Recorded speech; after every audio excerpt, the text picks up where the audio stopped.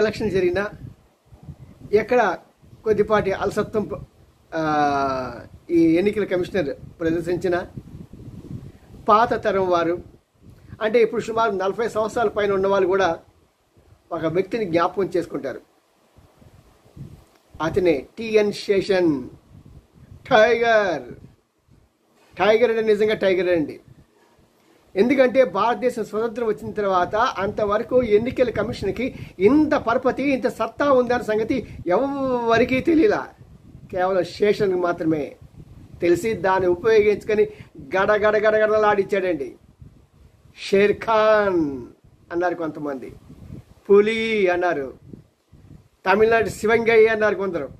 ఏదేమైనా సరే ప్రభుత్వాన్ని గడగడలాడించి ఏ శక్తులైతే ప్రజాస్వామ్యాన్ని వద్దలకు చేసే వాడన్నిటికీ సింహస్వప్నం అయ్యాడు.